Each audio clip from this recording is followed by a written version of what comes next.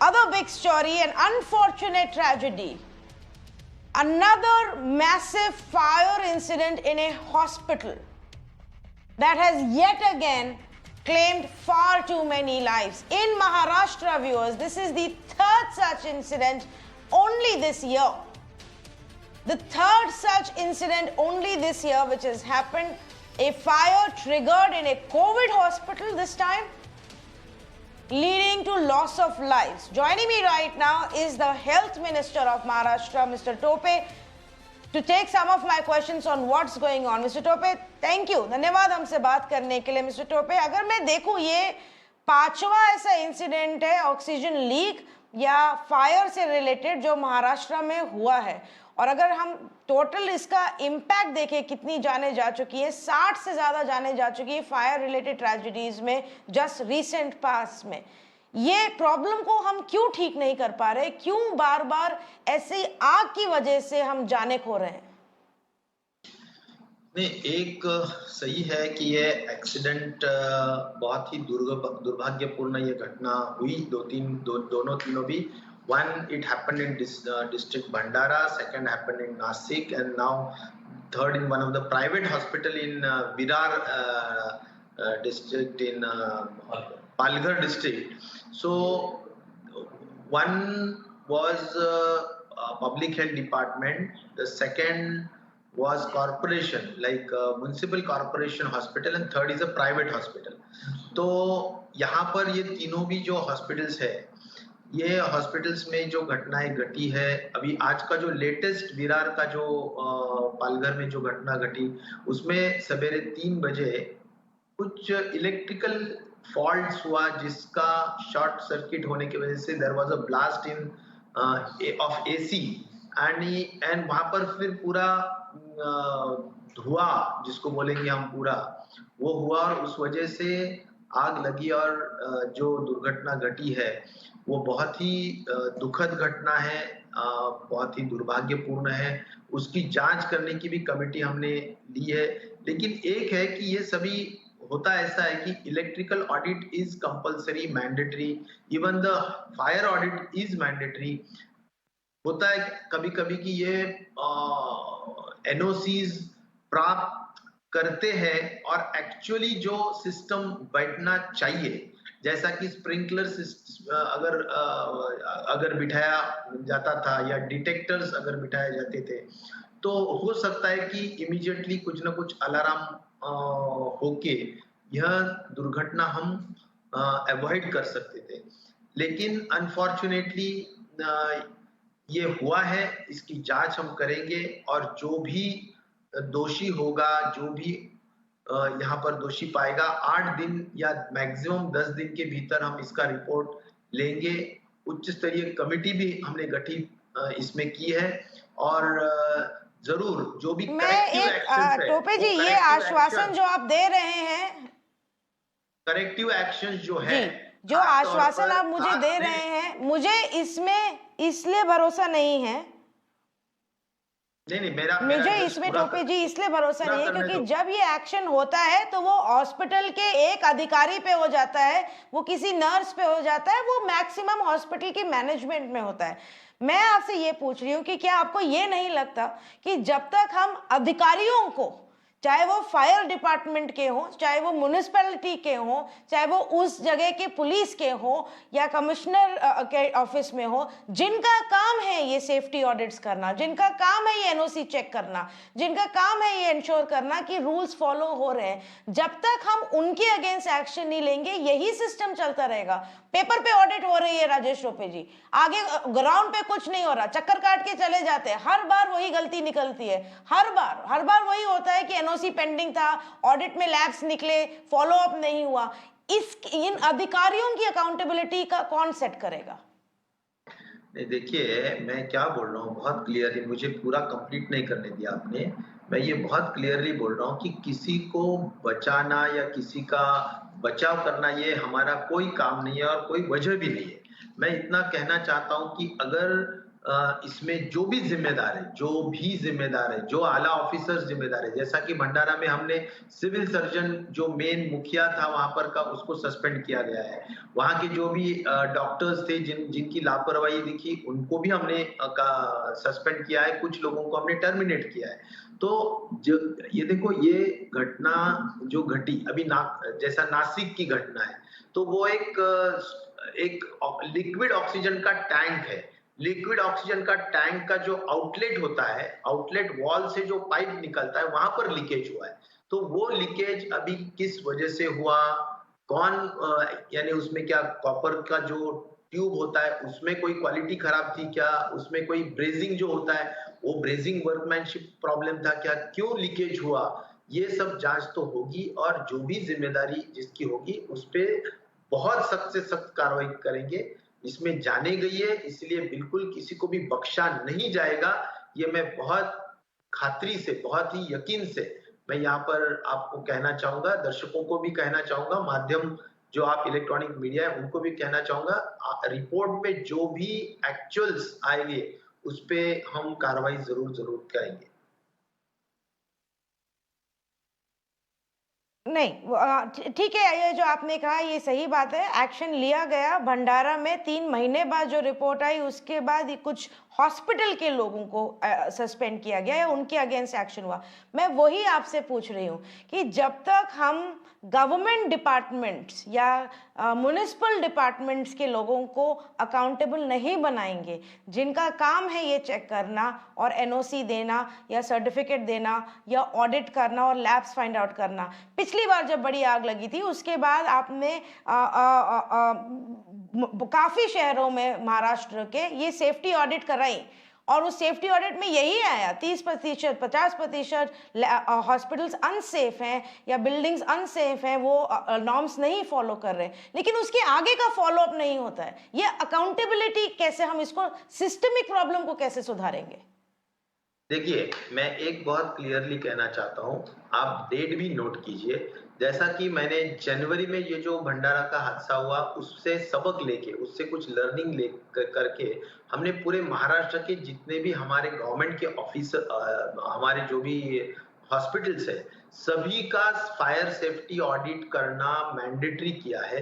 9/1/2021 उनको हमने लेटर लिखा है। सिर्फ लेटर ही नहीं लिखे सभी इनको, तो जो भी गार्डियन मिनिस्टर्स और कलेक्टर्स होते हैं उनके पास पूरा फंड्स हमने डिस्ट्रिक्ट डेवलपमेंट जो कमेटी होती है उससे हमने स्पेशली अलाउ किया है कि डिस्ट्रिक्ट या एमएलए फंड से भी आप कर सकते हैं अपने अपने एरिया में। ऐसा करके हमने जो फायर ऑडिट्स है वो कंपल्शन किया है और फायर ऑडिट को लगने वाले जो खर्चे हैं, जो भी एक्सपेंसेस है वो एक्सपेंसेस भी किस हेड से लेना चाहिए उसके लिए भी पैसे पूरा व्यवस्था वहां पर की है।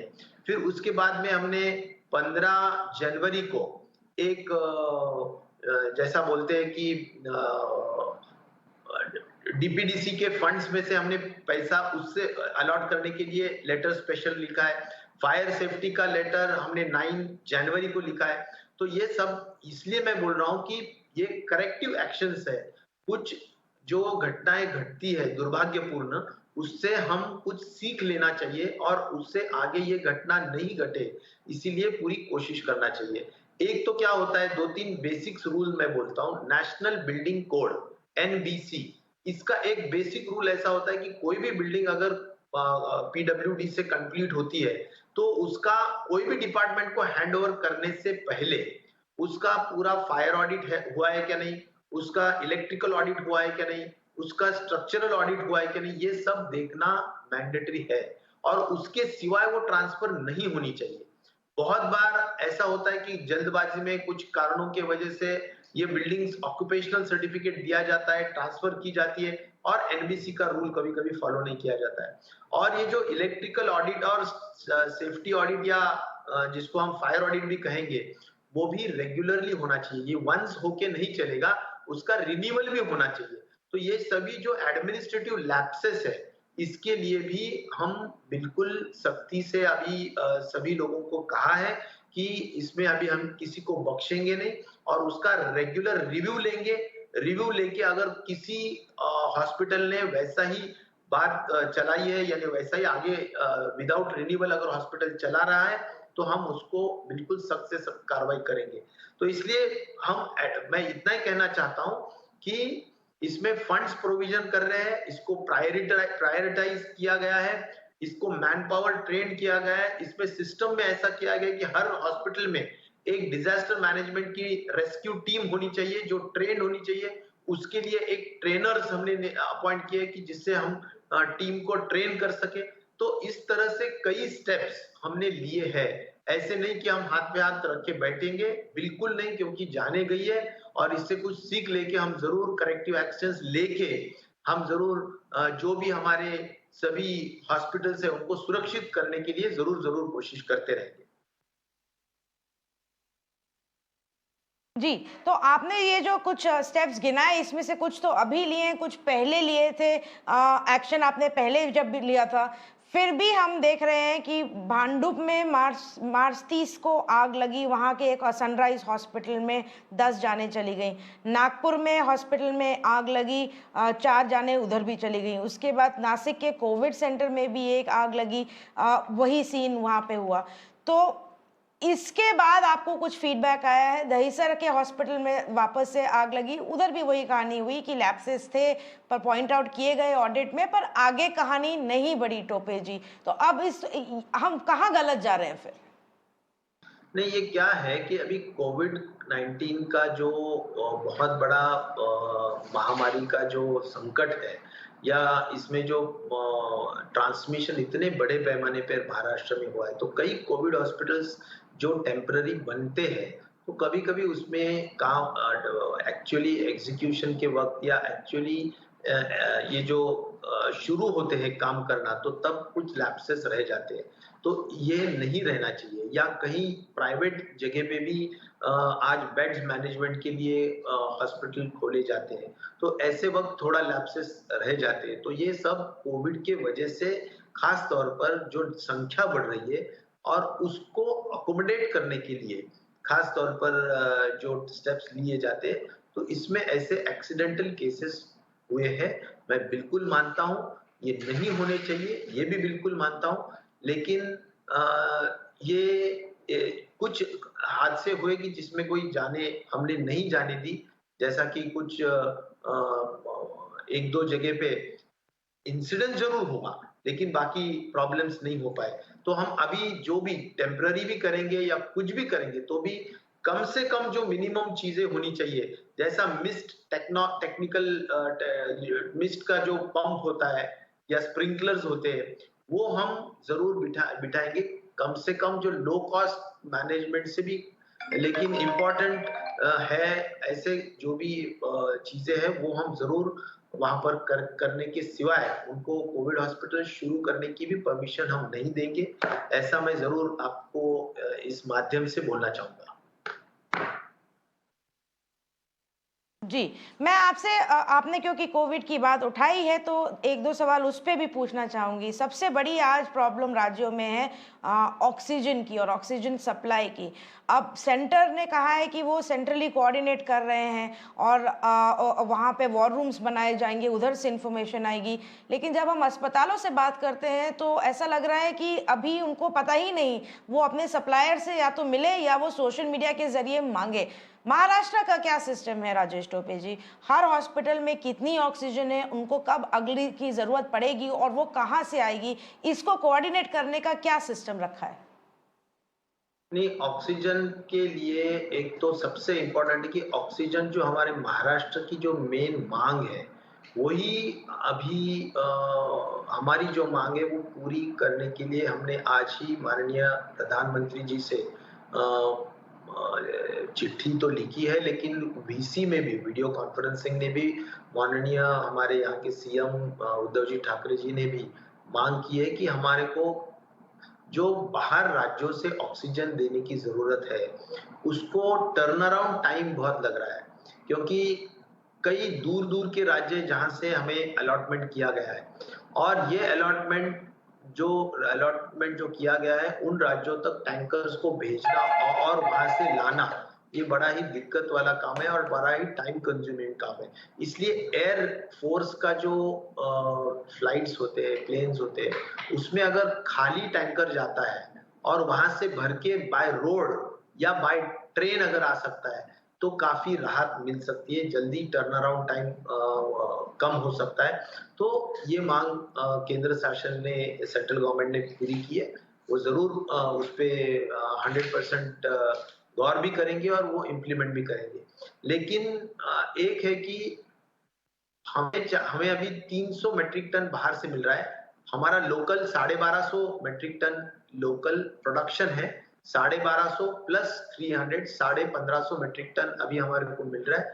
उसमें हैंड टू माउथ ऐसी परिस्थिति है, लेकिन हमारी जो संख्या बढ़ रही है उससे और भी डिमांड हमें बढ़ाना पड़ेगी और हमारी मांग और भी 200-300 टन की और भी बढ़ेगी।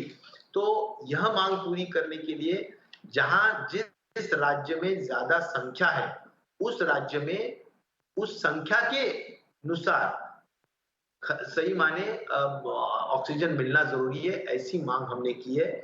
ऐसा नहीं कि कुछ राज्यों में तो संख्या कम है लेकिन वहां पर बहुत ज्यादा एलोकेशन किया गया है, लेकिन हमारी संख्या बहुत ज्यादा है फिर भी एलोकेशन थोड़ा अन्य राज्यों से कम दिख रहा है।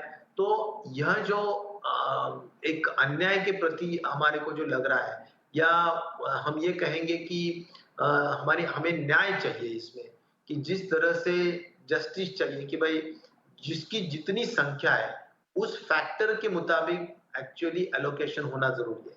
तो हैंड टू माउथ परिस्थिति नहीं रहनी चाहिए। कई हॉस्पिटल्स में ऐसा हो जाता है कि रात को ऑक्सीजन खत्म होगा, कल दोपहर तक ऑक्सीजन है, अगर नई टैंकर पहुंचा तो वहां पर ऑक्सीजन नहीं मिलेगा। ऐसी परिस्थिति जिलों में कई जगह पे ऐसी परिस्थिति होती है। बहुत ही यानी डरावना एक माहौल होता है और मुझे लगता है कि यह अगर ऐसा कोई मिसहैप नहीं होना चाहिए, तो हमें और ज्यादा जो हमारी जो डिमांड है, एक्चुअल डिमांड, उसके मुताबिक हमारे को ऑक्सीजन मिलना जरूरी है।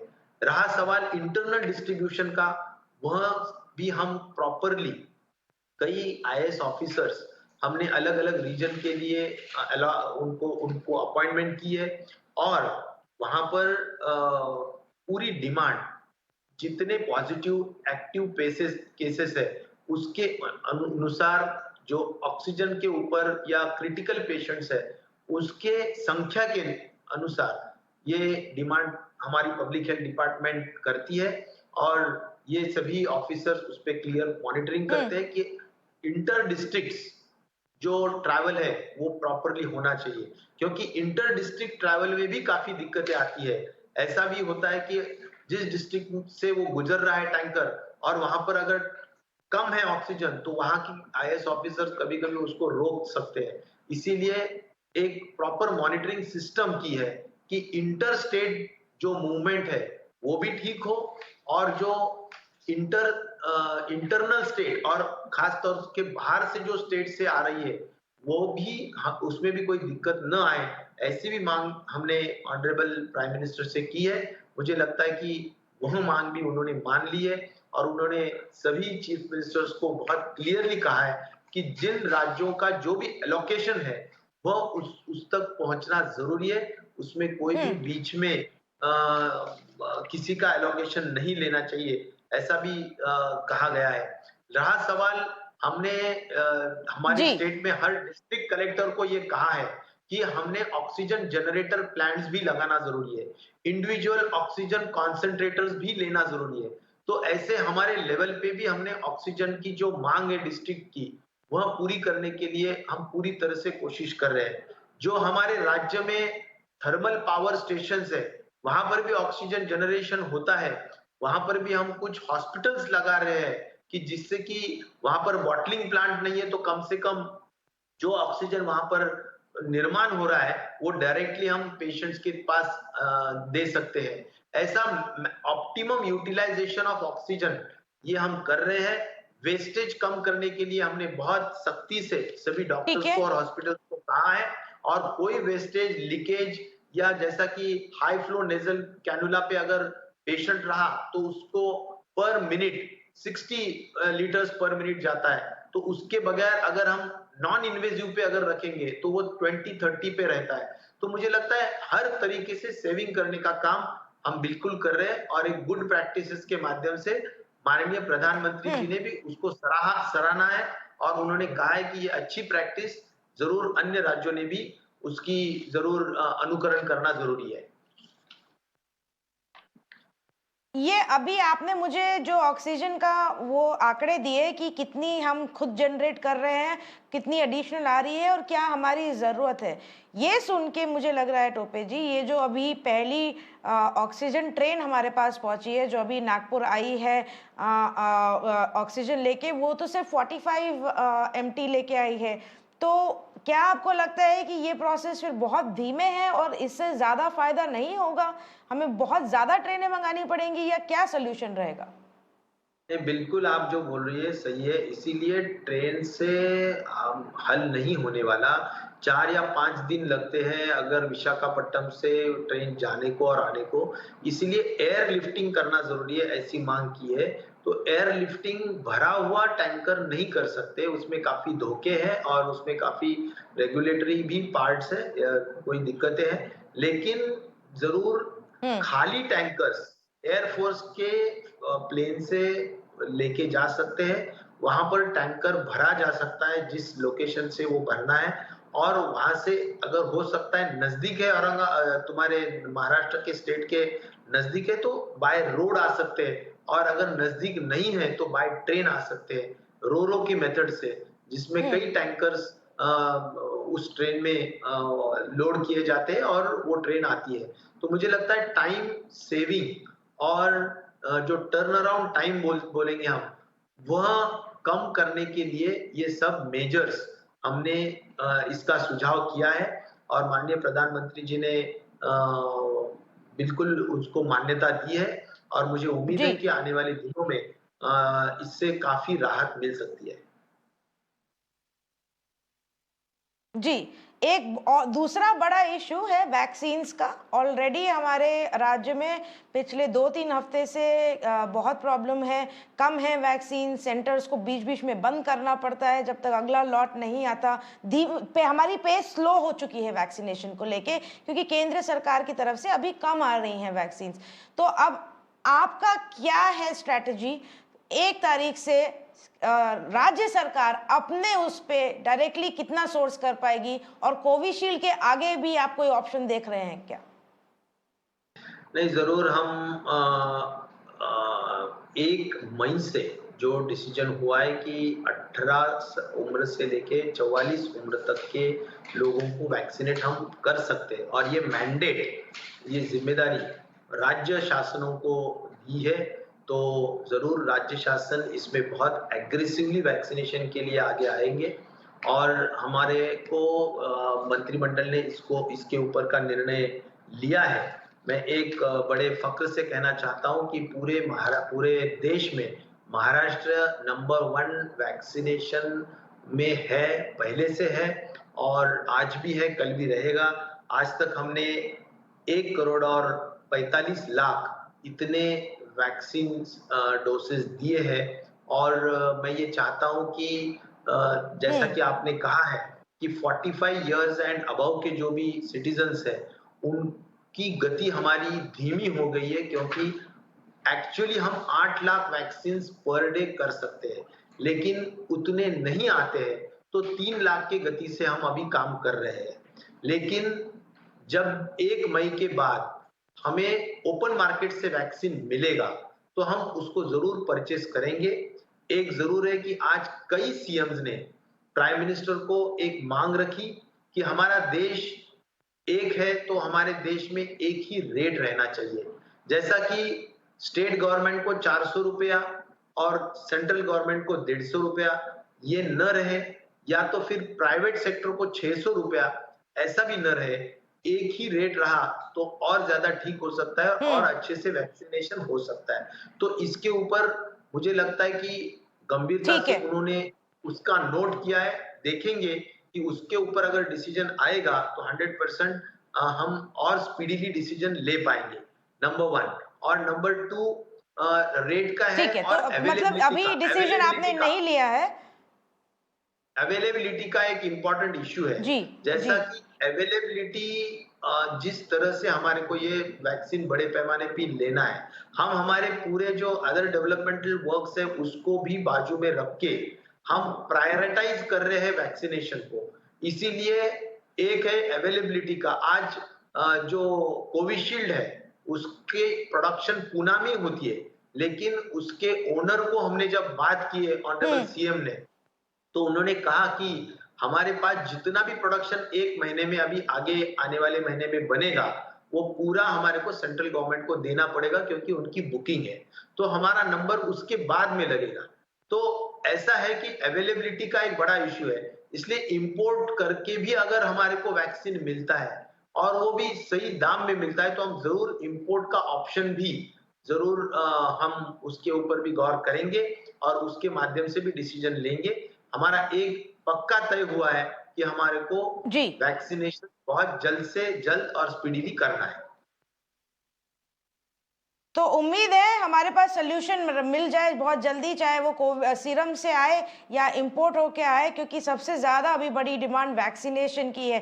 Thank you so much Rajesh Tope ji, धन्यवाद हमसे बात करने का मिरर नाउ पे। Thank you.